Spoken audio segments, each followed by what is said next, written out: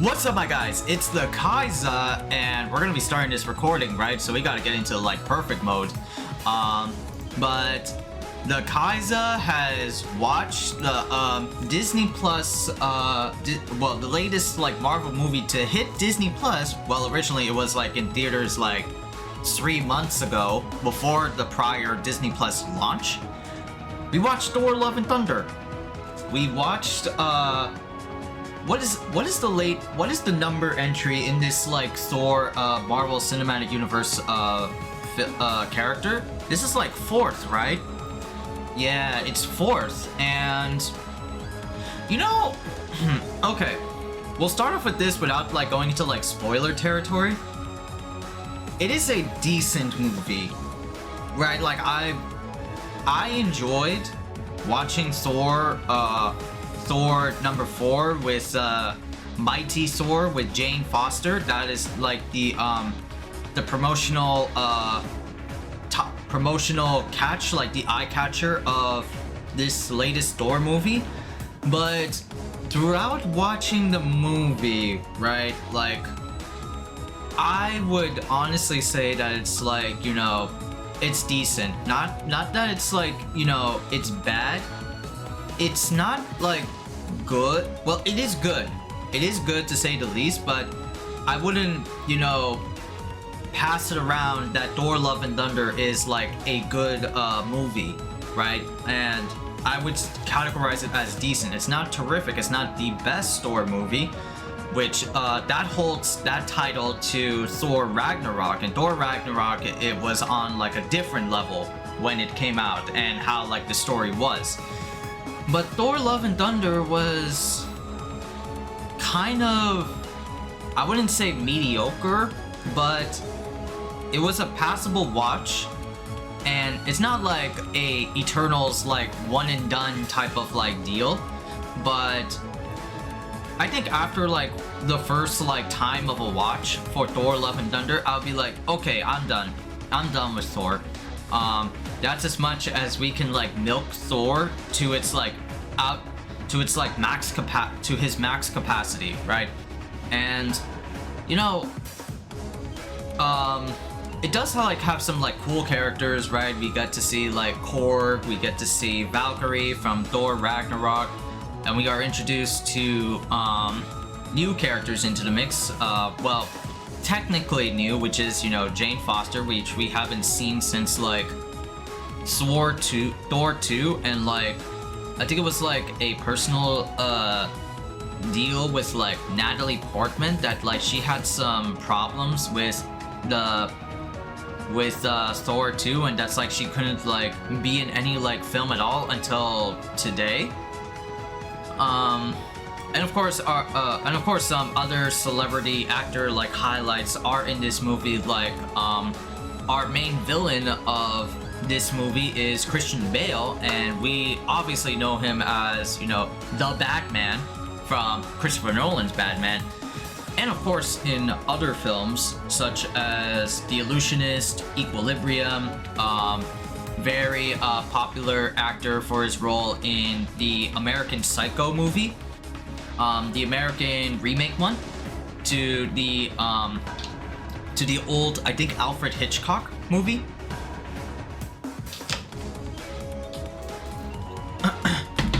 And of course we got a few others like Russell Crowe as the Greek god of thunder / lightning, Zeus. So that was pretty cool to see.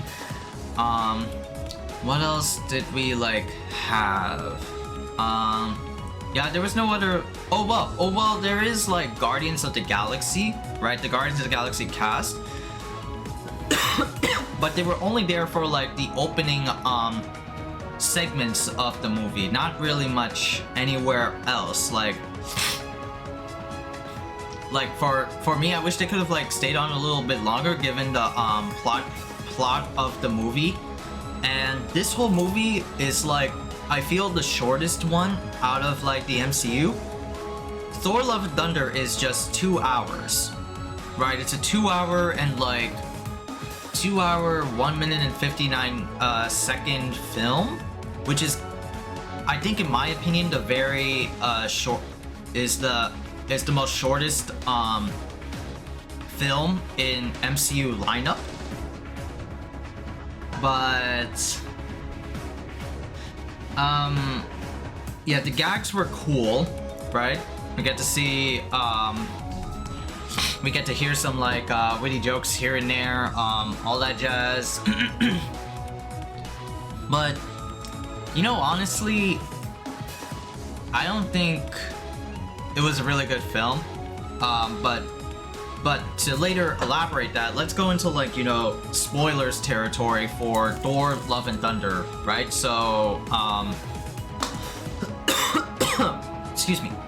Let's go into like spoilers territory for Thor Love and Thunder, and this is also, well, this also is recorded on stream, but, and it will be later uploaded on YouTube, but feel free to like chip in and chat with the Khaiza for those who have seen the movie, right? For those who have seen the movie, you are eligible and free to like discuss Thor Love and Thunder with your boy the Khaiza. If not, don't come into this like stream slash video because, you know, as again, spoilers, right?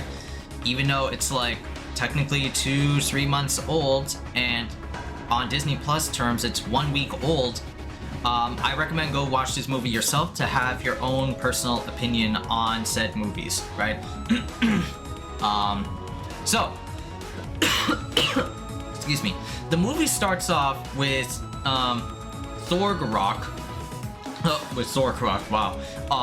Starts off with like our main antagonist lead, Christian Bale, and he is walking in the desert with her dying daughter, and unfortunately, and bad news for him, is that his daughter died because for like, you know, dehydration.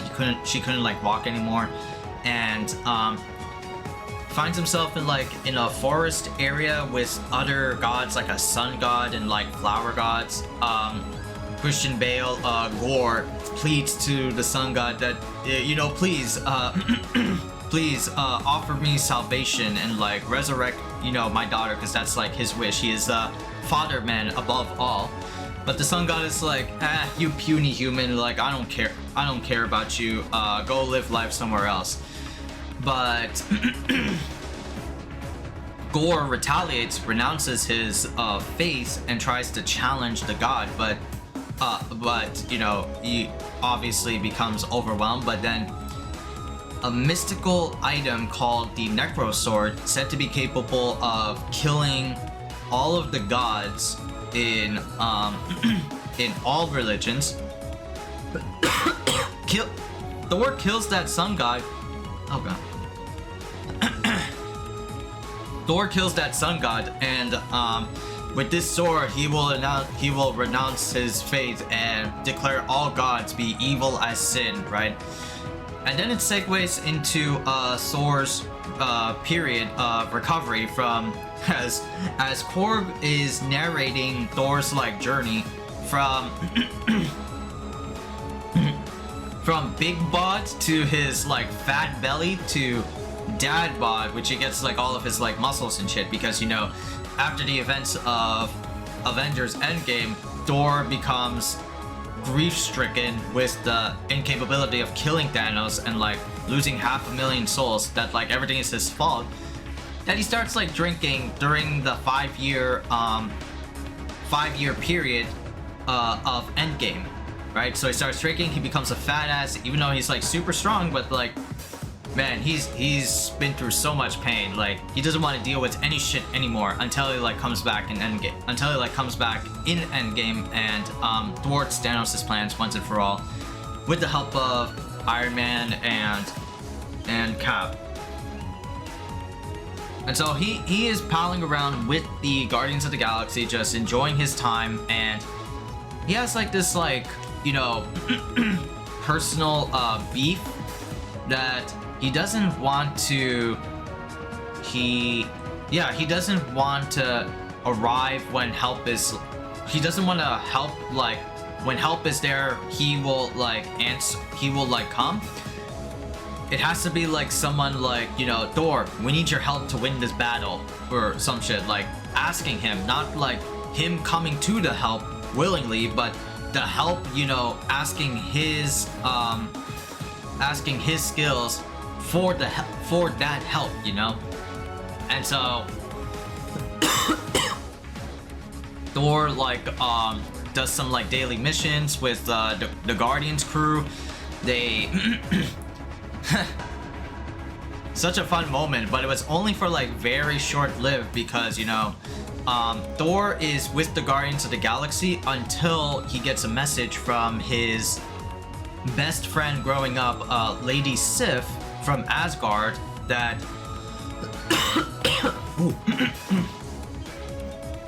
excuse me. He gets a message from Lady Sif that the God Butcher is coming, and sensing the need to help his best friend, Thor departs with the Guardians of the Galaxy. And you know, I gotta say this about the movie: there is like a lot of jokes than necessary, right? And it's kind of like what Thor Love and Thunder was just riding off, like in a bad way, I feel, because I don't think there were that many jokes in Thor Ragnarok. Like, it was a very subtle amount. Like, there was jokes, there was humor here and there, but it's not like overly saturated as it is in Thor Love and Thunder, right? Like, even though I like jokes, I like hee hee ha ha, like humor, right? And of course I enjoyed like watching it with friends like slash homies, because I got the chance to like watch it again. But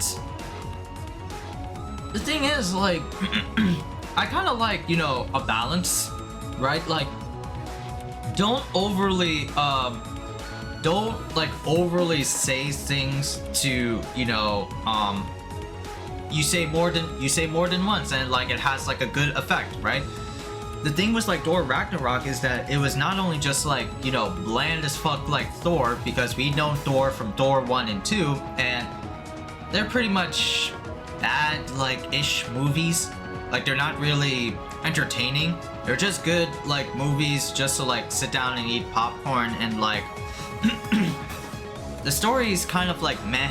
It's about like gods, it's about like all this shit, right? And when we get to like Thor Ragnarok, it's like Thor was like at his like breaking point. Like, he lost Ymir, he lost his dad, and was almost close to like losing his brother. He lost almost his entire family and home. And so it was like Thor like on the ground level. Like, what is Thor grounded without all of this like hocus pocus like god bullshit? And it became like an entertaining film to watch. Like, he's quirky, he's humorous, right? And of course we got like star-studded characters like Hulk just bouncing off Thor, and the interactions between Thor and Hulk were awesome. And of course Thor Ragnarok had my goat Jeff Goldblum in there. Life Finds a Way, man, from Jurassic Park. Yeah, so there was just like very good characters that were in Thor, and we're just like, you know, it made the whole like Thor Ragnarok movie so good, right? Everything was super cool. Everything was super cool about Thor, because Thor was grounded and he has like nothing left except for like the friends that, you know, he has, and his brother Loki.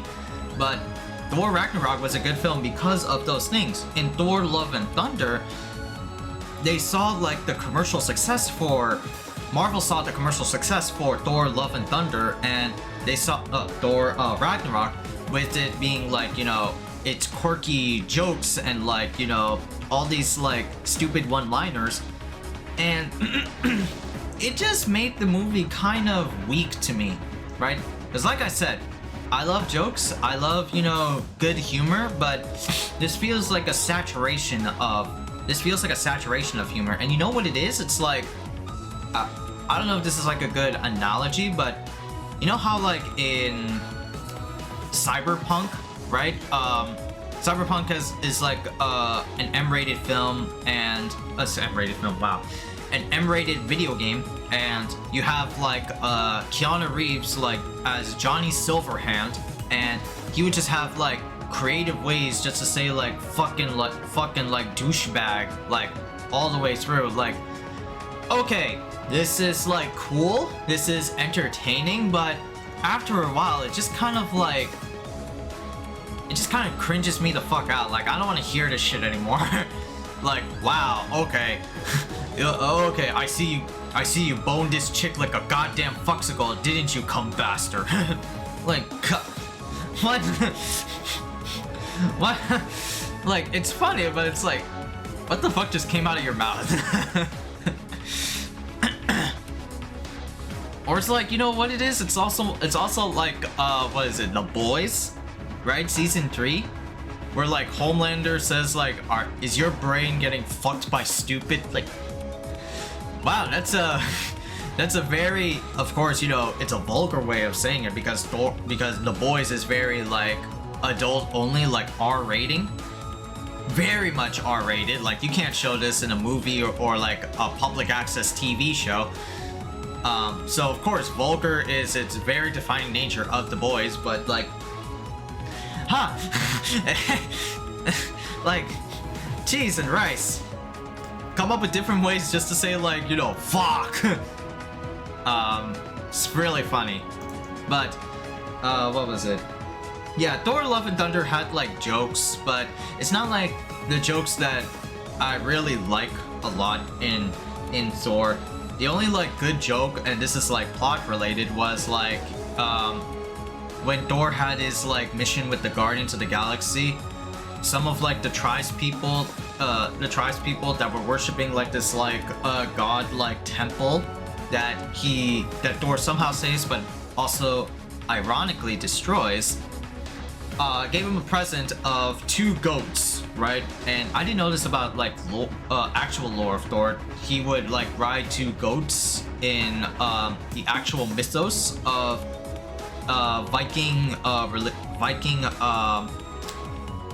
Viking folklore, that Thor would ride with 2 goats. That's like a sleigh.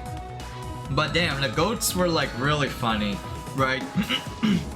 I don't know why. It's just something about me really likes, you know, just the unadulterated unga bunga, like, well, I wouldn't say the goats are really unga bunga, but yeah, like the goats are just like hype fueled like creatures. They just scream everywhere, just screaming, wow, wow. Like, I somehow find that funny every time.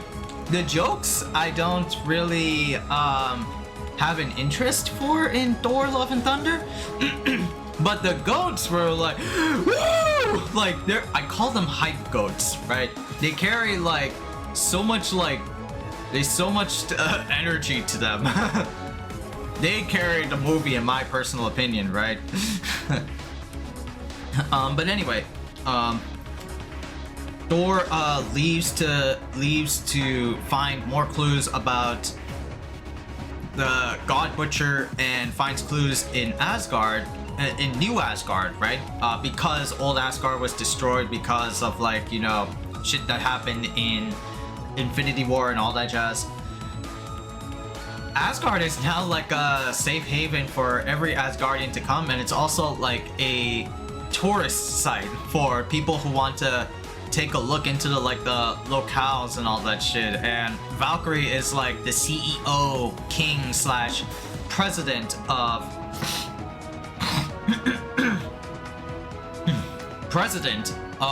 everything Asgard, New Asgard related. But Gore the God Butcher comes in, and with the ability of his Necro Sword, the Necro Sword is like a fucking Shadowmancer, I feel. Like, he uses the sword to summon up shadow creatures and start attacking New Asgard, right? And as all of that was like happening, Thor comes in, you know, try to repel the shadow forces.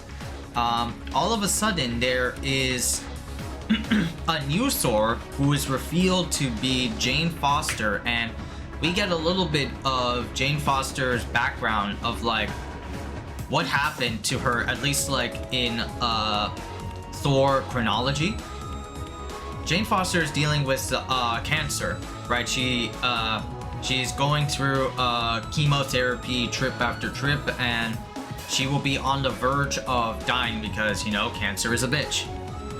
And so what she looks into, instead of like what science can offer her, she looks into space magic. And with the power of the resurrected Ymir that was shattered by Hela in Thor Ragnarok, yeah, Jane becomes Mighty Thor, and pretty badass with it. She's got like a new look, she's got like longer hair, and her cancer seems to be like settled because how like the hammer works in Jane Foster's case is that once she picks up the hammer, whoever so be worthy obviously shall have the power of Thor with, you know, increased stamina, longevity, not just like lightning of course, but everything related to Thor is on like Jane Foster, and she just like she's just this like badass woman trying to like do the right thing and trying to like live her life before cancer gets to her, right? And she pops in, they have like she has like an awkward moment with Thor, or well, Thor has an awkward moment with Jane, right? Because, you know, they broke up by the events of Avengers Age of Ultron. Because it's later found out with, like, you know, the fabulous Taika Waititi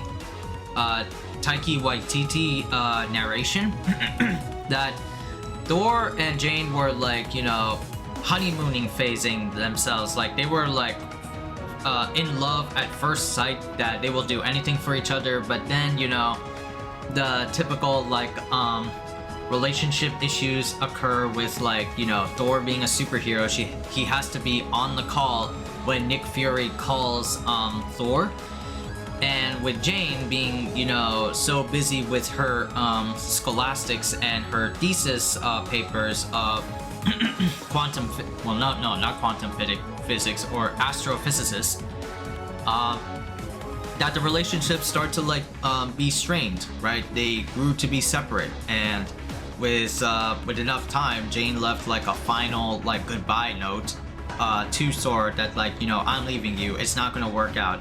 So Jane dumped Thor, even though Thor is like such a fucking himbo, right?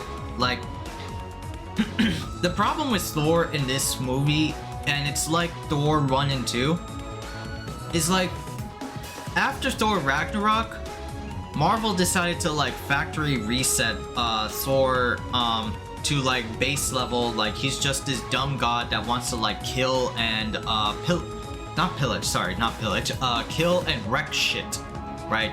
He thinks that like all gods are like beautiful and virtuous, even though like he's a god himself. But we just saw Thor Ragnarok going down to like ground level and learning and overcoming himself through the events of Infinity War and Endgame. Now all of a sudden you just like turn the clock back on Thor's character arc progression and just make him like this dumb little idiot. I don't get that, right? I think they were just like running out of ideas of like what makes, you know, Thor tick, and there's not much to make like Thor because he's a very much bread and butter type of like character, right? The only character that like works like that was like Captain America, right? Where Captain America, he's not stupid, but he is a simple character. Okay, that's fair. Yeah, he's a simple character. He went back to like basic Thor, right? He went back to like just, you know, Thor being like Thor 1, just arrogant, just arrogant. That is when he is happy, I guess. So he is a bro dude warrior. Yeah, he's a bro dude warrior, right? You know, but I'll still say like Thor Ragnarok Thor is like who keeps people safe. I'll still say like Thor Ragnarok Thor is like the best like version of Thor, because like he has like nothing else left. Like everything around Thor is like almost gone.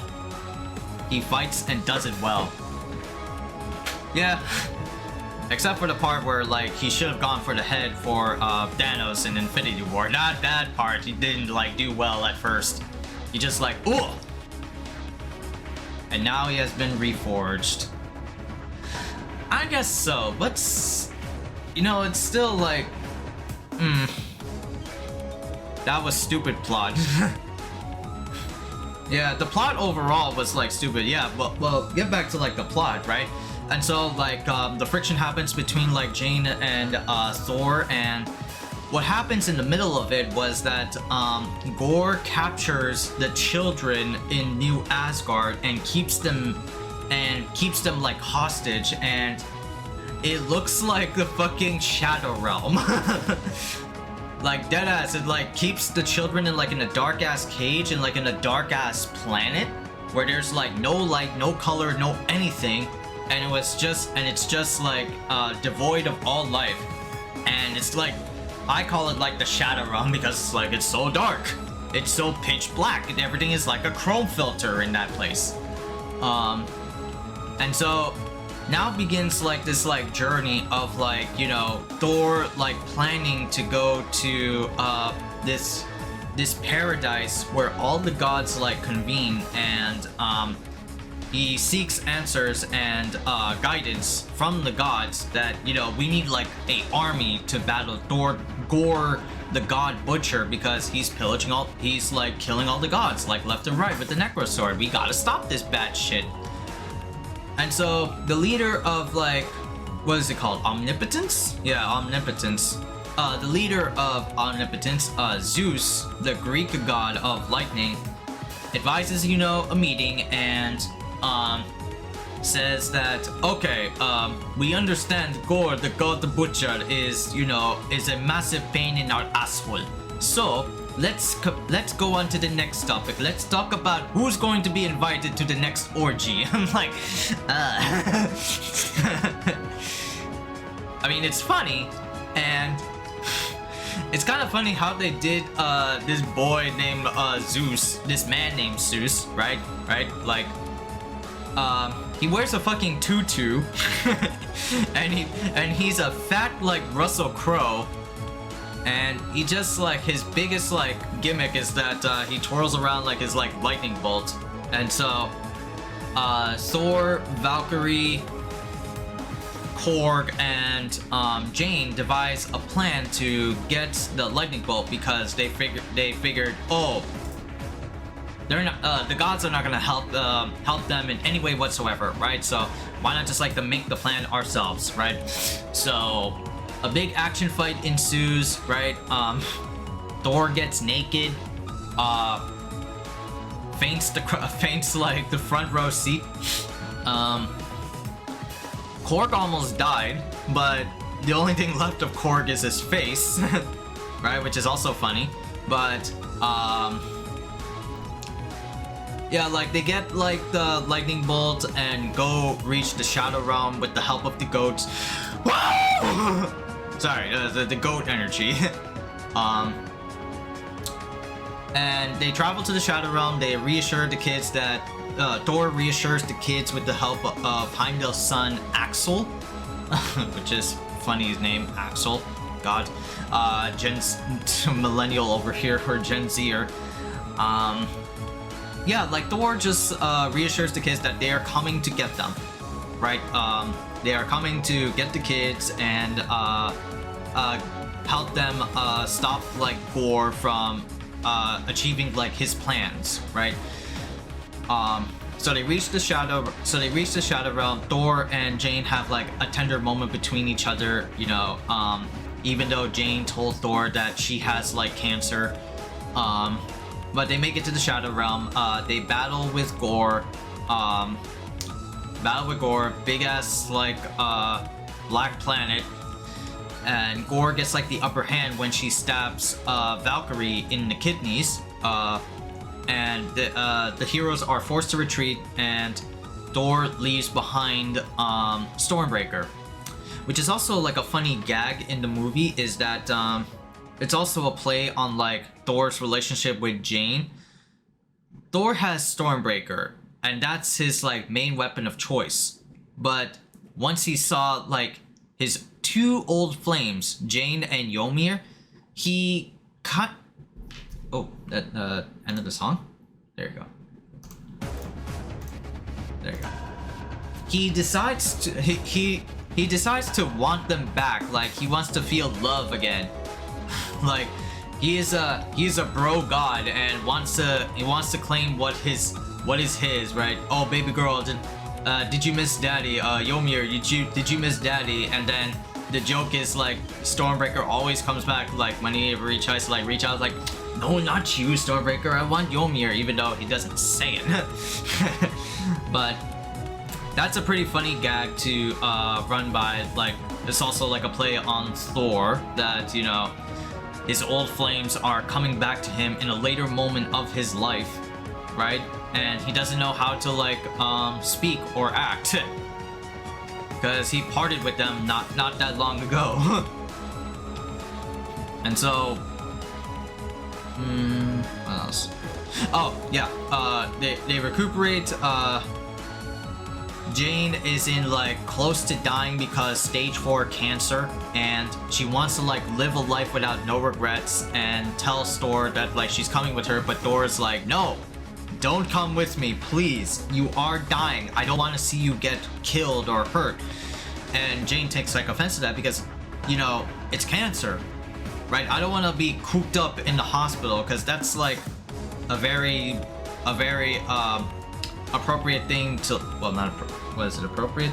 Oh, a very typical thing to say for like a cancer patient or like someone who's like close to the near edge of death. Like you want to like live your life with no regrets, to do what you love doing instead of just, you know, rotting away in with like mundane basics, right? So it's very natural for like Jane to feel that way, but Thor's like adamant, like, no, sit the fuck down, I'll handle this, right? And so they're out of options, they're out of resources, and Thor goes to a place where Gore is going to with the Stormbreaker, called Eternity. And Eternity, why the fuck does Eternity look like goddamn Galactus? Yo, my man's got like the fucking helmet on and shit that's very resemblant to another Marvel like Titan villain that, oh, he's got like the helmet on. Why does this dude look like Galactus? Okay, sure. So Thor uses Stormbreaker to break into Eternity, and there's like the plot where if someone reaches Eternity, they will have their wishes fulfilled, sort of thing, like a genie. So Thor comes in, rescues the kids from the nightmare cage. That went Full Metal Alchemist. Yeah, that went like Full Metal Alchemist. Oh my god. Thor rescues the kids and grants them the power of Thor, right? So they build like a kid army. And I see where that was like going now in like retrospect. I'm like, yeah, like the kids are the army. That's some Disney shit, right? Because Marvel now has been always like has been like trying to be like kid focused, right? Or like, you know, 10-year-old focused. And they just want to like, you know, make the kids happy. It's not like age old like Marvel movies where they're not considered to the kids. They were like PG-13. There was like, you know, weird like violence and sex scenes and all that shit. There was nothing for the kids. But now with Marvel Cinematic Universe, because of the Disney acquisition, everything's for the kids. It's nothing but the kids. And so the kids get like the Thor glow up, the power up, and defeat like the shadow monsters. So Thor fights Gore, and Gore gets like the upper hand until Jane Foster comes in, living her life to her fullest. Then Thor, Gore, and Jane reach Eternity, but Jane dies. Gore is about to reach Eternity, and Thor tries to reach the humanity within like Gore, and it's not revenge that keeps Gore alive and awake. It's like love, because he loves his like kid. And so I forgot like what happens honestly at like the very end, but somehow Eternity turns into Gore's like dead like daughter, and Gore dies along with Jane Foster. And at the very end, all the kids come back, everything is safe, Korg gets his body back, and Thor is a daddy to, I forgot what her name was, like the little kid, I forgot, but she is the dad to Gore's kid, and she calls Thor Uncle Thor, and now they're just like, you know, a like the fucking Joel and Ellie of the MCU, right? They have like a sweet bond with each other, and the movie ends, and then there's like two credit scenes where one well, oh yeah, because like Thor quote unquote killed Zeus by striking his throwing his lightning bolt at him, and Zeus recovers, and oh, that bitch ass Thor humiliated me in a full court. Alright, Hercules, it's your time to shine. With pleasure, father. And then the second post-credit scene is Jane going to Valhalla and meeting with specific people in Valhalla, and that's how the movie ends. Right? So so the movie is like, it's okay, right? Like I said, there was like too many like jokes in there. There was like a little bit too much humor that didn't like really, you know, swing and like made like a home run to me. Even though like I did like laugh and like they were like enjoyable, the only like humor that I really liked in this movie was the fucking goats. I definitely love just like these goats just screaming up a bunch, just wow. Like I said, I love like testosterone, or like, you know, just this raw like hype-filled energy about like characters. Like they just like scream and like do all this like crazy shit. I do love like the goats. I want goats to be like a an MCU like short, like how Groot does his shit in like Disney Plus. Oh man.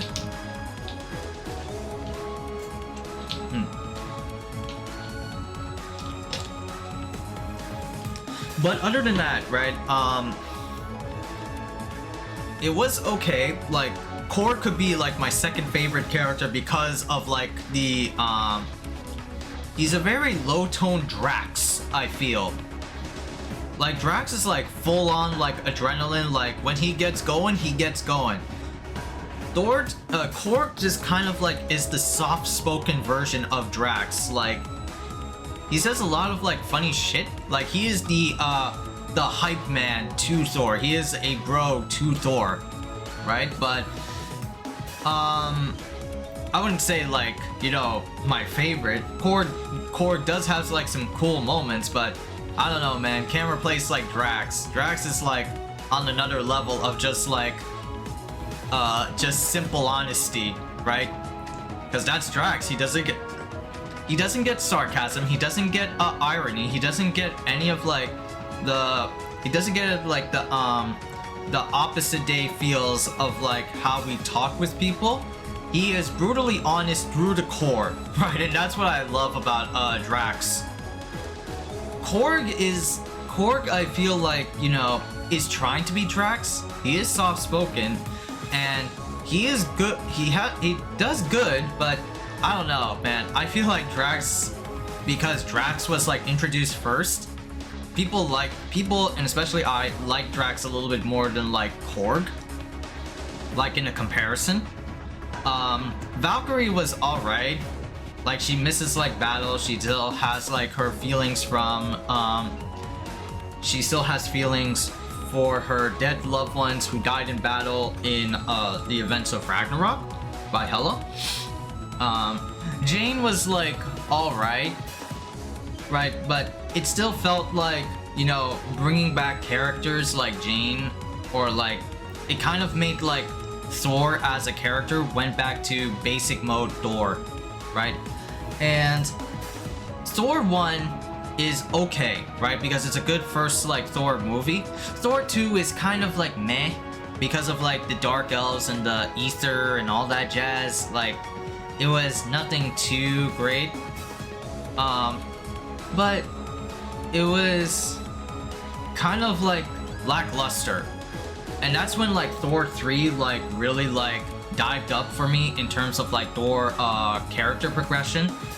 Like Thor is just not like a god, right? He keeps spouting that like he is the god of thunder and like he is worthy and all that jazz, and finds his like hero moments.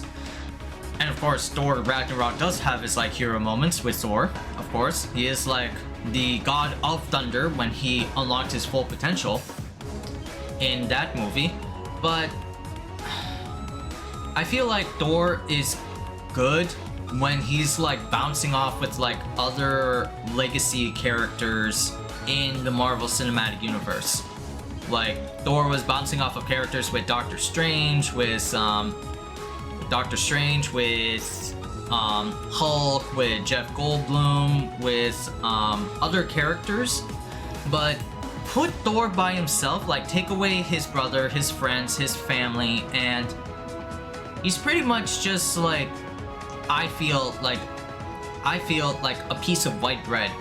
White bread is good, but like it's kind of like the meat. It's kind of like the middleman. He's very like meh, you know. White bread can be good with like other things, but just like by itself is like okay. Guess I'm not like hitting up anything much, right? And of course, like, I gotta give, like, shoutouts to Gore, right? Gore is, like, a fucking filthy wizard. He is a renounced man of religion, but because, you know, his daughter died and the gods have forsaken him, he vows vengeance. But I can't honestly deny the shots that they showcase, like, Gore and his, like, menacing, like, look. Like every time a shot would like come in with his like hood on or hood off, whether it be like in the and most of the shots that Gore was in was like in the shadows, right? I feel like he is so menacing with like just like those perfect like background drops of him with like Gore, you know? This bitch is gonna like wield this fucking evil necromancer sword and just like cut you up and like stab you up a bunch in the name of like, you know, the god butcher name, right? And that's pretty badass, right? But and I love like Christian Bale's like eccentrics, right? Like I love, you know, seeing him in his fucking gleeful smile, his like Christian Bale's 110% acting. Cause the only time we've seen like the Christian Bale like I feel being charismatic, and I've not seen most of Christian Bale movies, was like American Psycho, and that was pretty much it. American Psycho was where he went like ape shit insane because, you know, American Psycho. And of course, you know, Batman was there, but Christian Bale was Batman, so that's a very like dry character. But seeing like Christian Bale just like do his like facials, like his mouth movement and shit, and like how he can be like such like a creep lord. Oh man, wow, Christian Bale's like top notch. And that's like Christian Bale traits, is that he would be like 100% in the zone of acting. Like he would give like 110% dedication to the role that he is positioned in, and would do nothing else. Like I remember a friend showed me that a Christian Bale movie he was in was like The Illusionist, and in The Illusionist, Christian Bale like was like super fucking skinny, like dangerously fucking skinny. Like this man did not like eat any carbs, meat, protein, like cheese or any fattening food. He would just be like, oh, the Machinist. Oh yeah, the Machinist, yeah. Oh yeah, what? Was it the illusion? Oh yeah, Machinist. Yeah, Machinist. Why did I say illusionist? Or illusionist was like something else, or that was like another Christian Bale movie. I think it was like with Ewan McGregor. Yeah, like the Machinist, right? He would like lose so much like fat, or like he would become dangerously fucking skinny to the point of like, man, this guy could die from like dehydration, but he just somehow does it. And that's like Christian Bale, like 100% acting. Right, I like that. And you know what Christian Bale movie I want to see like next? I want to see Equilibrium, because there's like a scene where he's like gunned down by like a lot of guards, and he's like, don't open the truck. It's not a good idea to open the truck. And then he goes like gun kata and shit like that. I think that's like Equilibrium. Yeah, but I want to see that Christian Bale movie. But yeah, but Christian Bale was kind of like hindered with like the plot of the movie, with everything else going on around him. Like, I wish he could have done a little bit more than just, you know, capturing the kids and like torturing, well, they were not torturing the kids, but you know, he was entertaining the kids, and it's all about like his daughter and all that jazz. And like, that's a good drive, and that's kind of like MCU, like MCU going forward, chat. And they've been doing this for their past projects as well, is that they don't want to make their villains one note, right? Like, I'm pretty sure like Gore the God Butcher had like a different like biography about him than what the movie gave us, right? And they're trying to like steer clear of villains that, you know, they just want to rob banks, or like they just want world domination. They want to give villains like a sense of like purpose, or like a certain goal or a certain ideology that wants to tackle with the hero's personality, right? Is it really good? Is it really bad? Like, we've seen that, right? With Killmonger, that he comes from like a line where his people abandoned him, the Black Panther movie, and was, you know, he was born in the streets and has to do whatever he wants. No one respects like our lineage, so we gotta make it well known. And then of course the infamous example is Thanos, right? Thanos was made in this MCU as like a father figure in Infinity War, right? And that's not like a bad thing per se, right? It's cool to have villains give these like multi-dimensional factors, but damn, dude, like, if they can be done right, they can be done right. Gore was not really done right in like any way, right? He looks menacing the way he does, but like his like goals, his end game was like, bro, what the fuck, man? I don't know. Should I be rooting for this guy? Nah. It's kind of meh. Like, Thanos was menacing, and he was portrayed as like trying to be the good dad, and preach that, like, you know, half of the universe have like, or well, there's 1 million mouths to feed and we can't sustain them all. He is looking for like a radical practice of just the problems with overpopulation. There are too many mouths to feed, and we can't supply enough resources to fill them all. But that's completely different from like the comic book origin. Well, that changes once he like completes his goal, and then like he sits on like the farm field and looks into the skies. And then by the time Endgame comes, he's like a maniacal fiend, like, okay, I've done my mission. Fuck all these bitches. I'm just gonna kill everything. But that's kind of different from like the comic book origins of Thanos,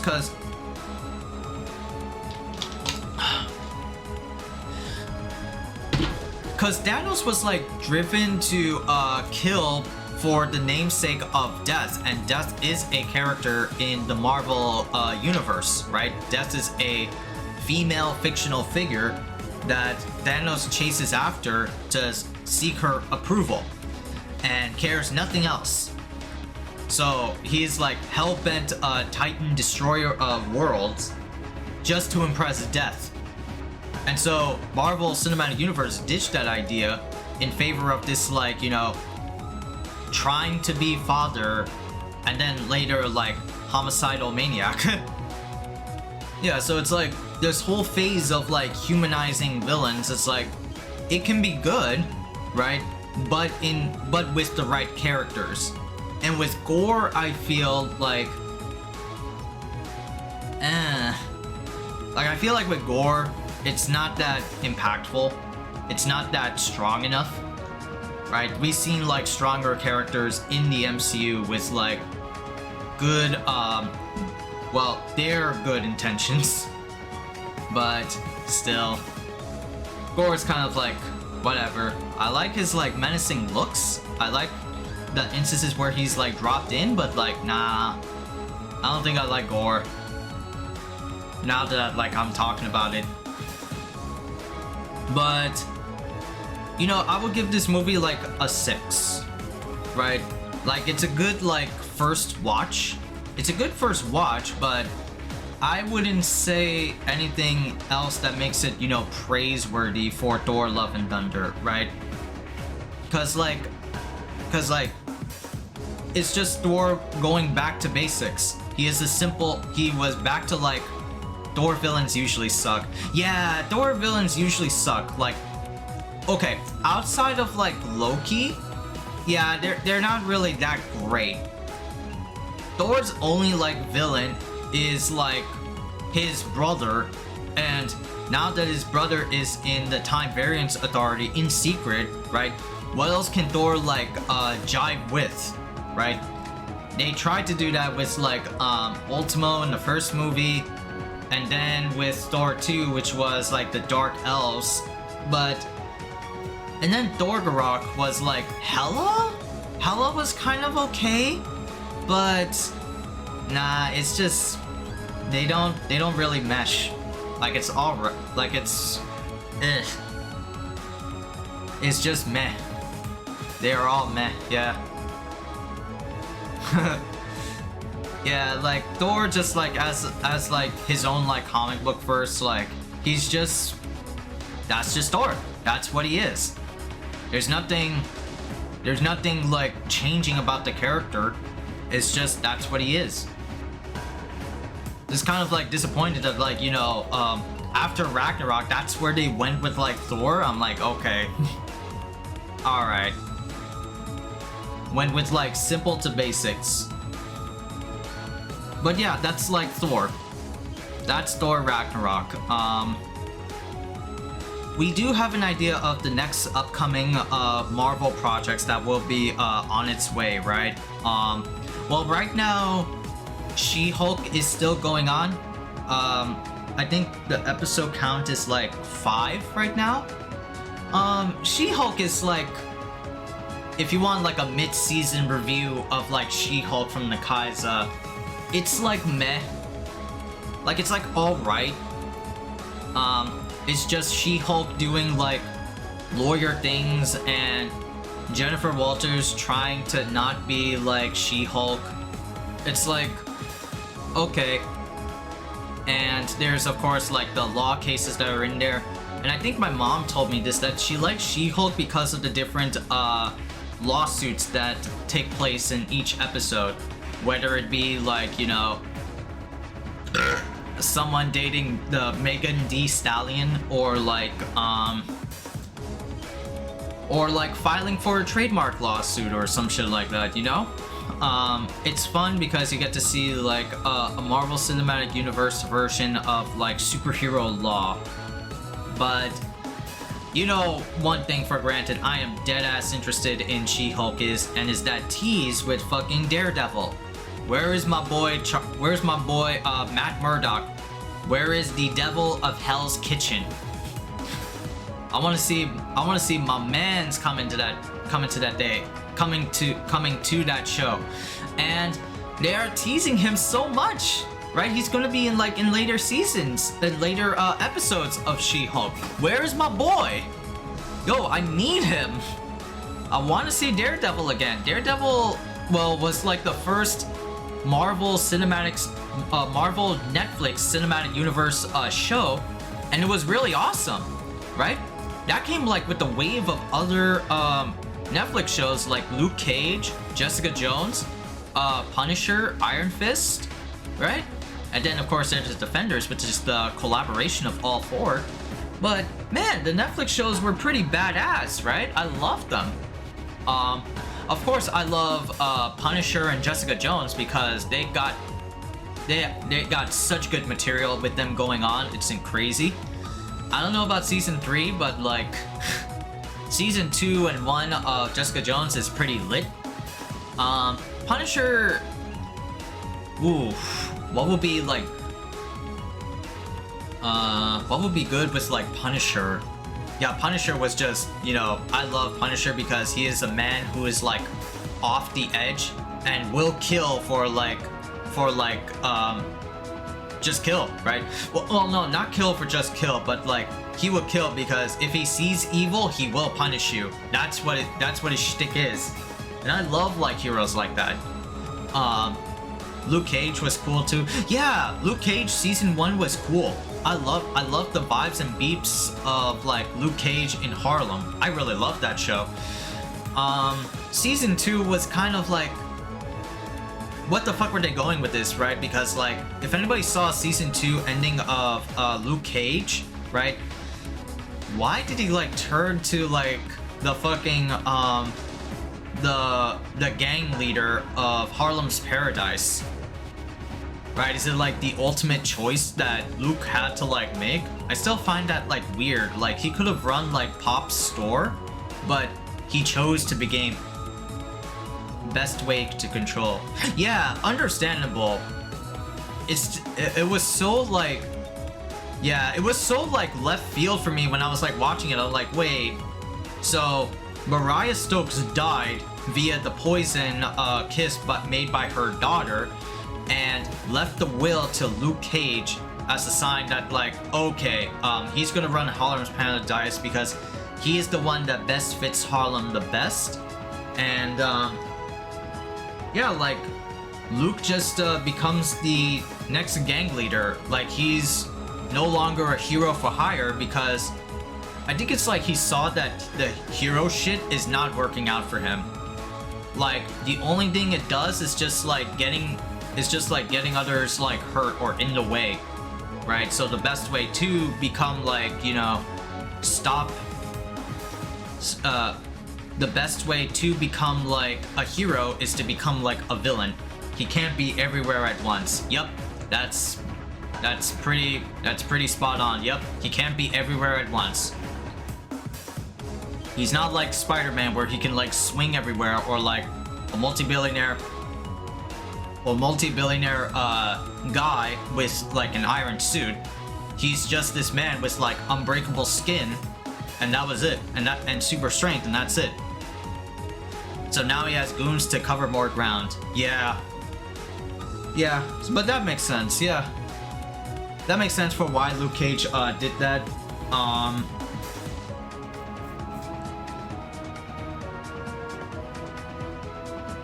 Yeah, I can see that. Still, it still felt like, you know, left field.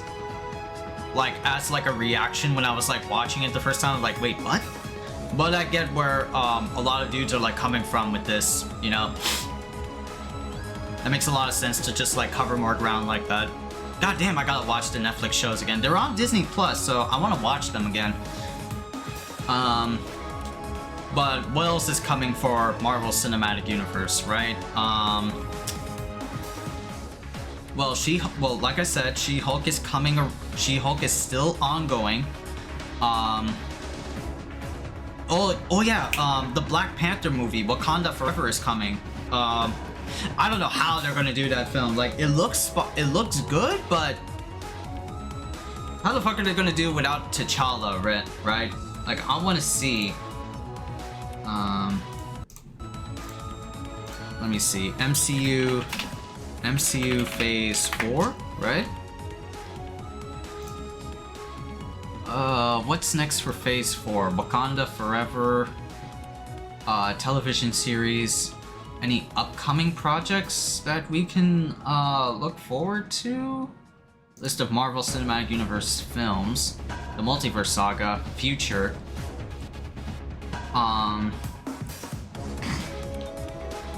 Yeah, that's what it's called, the Multiverse Saga. So Phase 4, Phase 5. Oh, Ant-Man and the Wasp Quantumania is coming February. Oh, right, I gotta put it to over here. There you go. Yeah, so we're pretty much done, almost done, with a lot of like the Phase 4 shit, because the last movie of Phase 4 is gonna be Black Panther Wakanda Forever, right? But after Black Panther is going to be Ant-Man and the Wasp Quantumania Forever, and that's gonna be on February 17th, right? So... Oh goody, that's a Friday. Why am I not surprised? Guardians 3. Guardians 3 is... I'm pretty much excited for, right? That's going to be coming May 5th. The Marvels, only because, like, Kamala Khan. That's going to be coming in, like, July. Then there's Blade. Oh yeah, Blade is gonna be coming November 3rd. I'm gonna be curious on Blade, right, chat? Because it's gonna be a PG-13 Blade movie. Well, then again, the previous Blade, right? What was Blade's ESRB rating? Blade the series. It was R. Oh, it was R? Okay. But it was not like... Okay, it was R. Alright, that's good. But the thing about, like, Blade, if I remember correctly, like, it was not really very gory, right? Like, it was tame.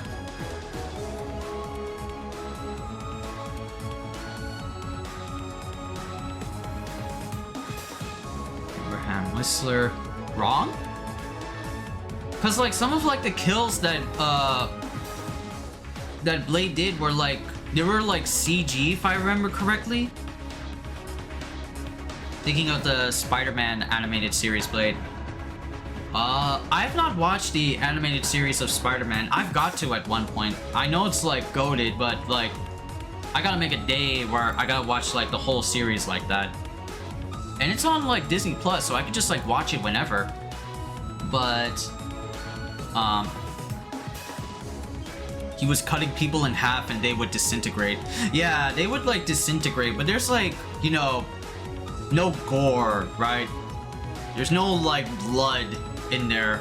And for a vampire movie that's like, you know, vampires and like sucking blood and like all that shit, I remember like watching the movie when I was like young, there was not that much. Like, I might have to like watch it again, but like when I was young, I remember watching the Blade movies with like little like bits here and there, but there was not that much about like, not much gore that I was like expecting out of like the Blade movies. But I am curious to see, right? Because Blade in live action is, you know, Wesley Snipes. So to replace him with Mahershala Ali, right? It's going to be very curious.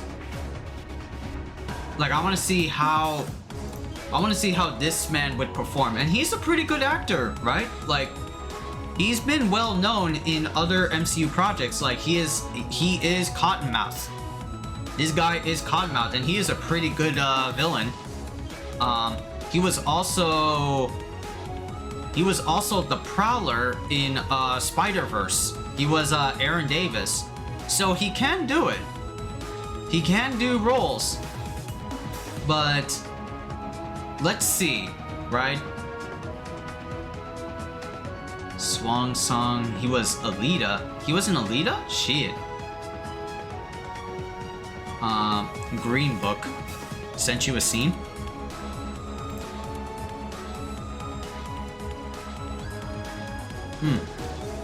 Oh, he was in Predators. Oh, that's funny. Predators, Moment of Extraction. Let me see this. This is like a Blade 3 fight scene. Oh, there is blood. Wow.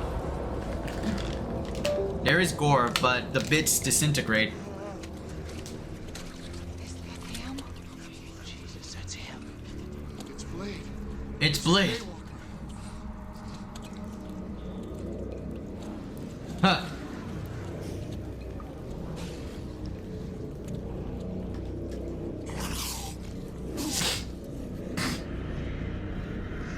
Like it's like, alright.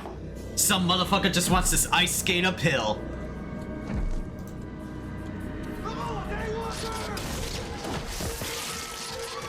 Yeah, like...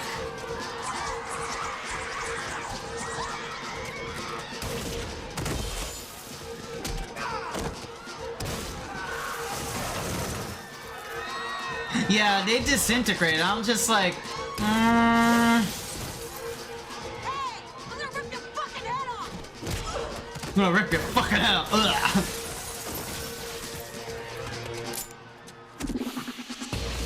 Huh.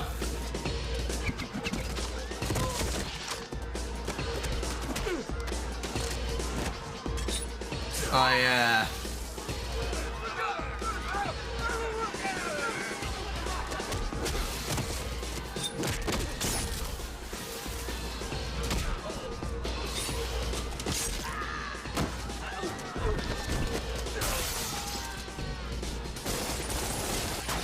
Oh wow.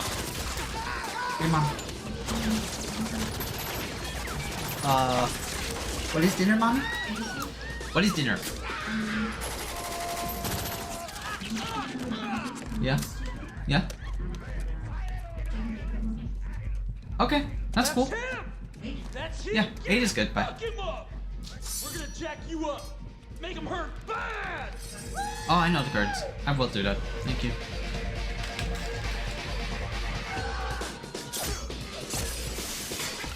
Yeah.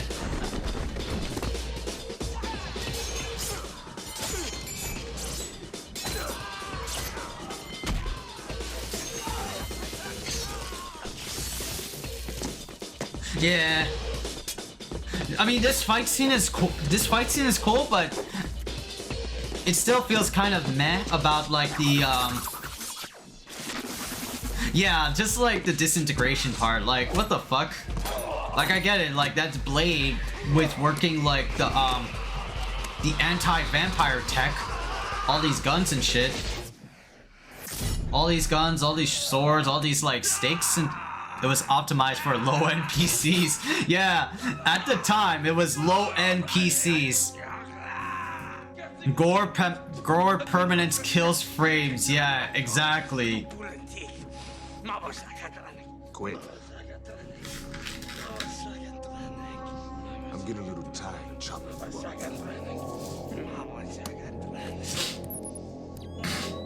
I might try fire for a change. Give my regards to Frost. Give my... Please don't.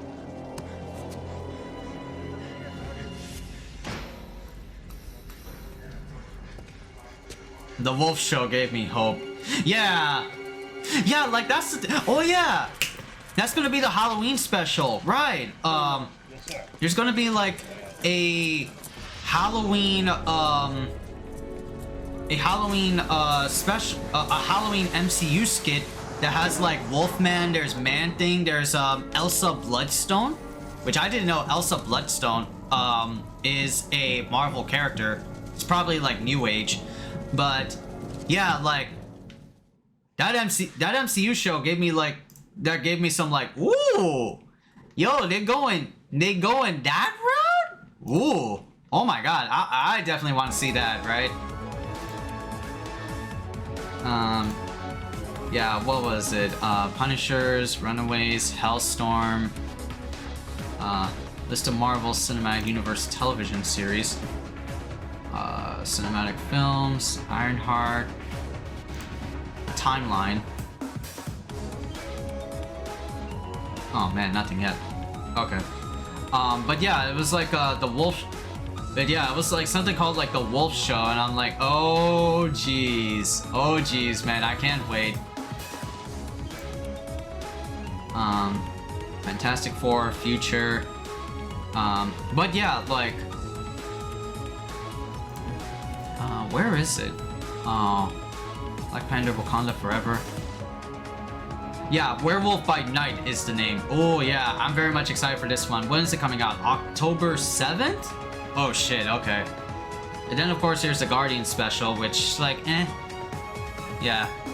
I think like for the Blade movie, did they change like did they change the rating on it for anything? Let me see. Untitled Deadpool, Blade. For 4 films, Mashar Ali, Kevin Feige, title role, end credit scene with Eternals, Bassam Tariq, Orako. The Ebony Blade will be featured in the film after it appeared alongside Blade in Eternals. So far, no news of like the rating, but I really want to hope that like this next Blade movie is going to be like rated R and like, you know, go balls to the wall, right? Like Marvel can do gore, right? We've seen with Netflix, we've seen with Deadpool. You can definitely do, well, you can definitely do like violence. I don't know about like, you know, just insane amounts of like gore and blood and guts, but you can do like insane like blood, right? That would be like totally fine. You can have like curse words and all that shit, but you can go with the R route. Don't be afraid to do like R. Don't make it PG-13. That's all I'm asking for.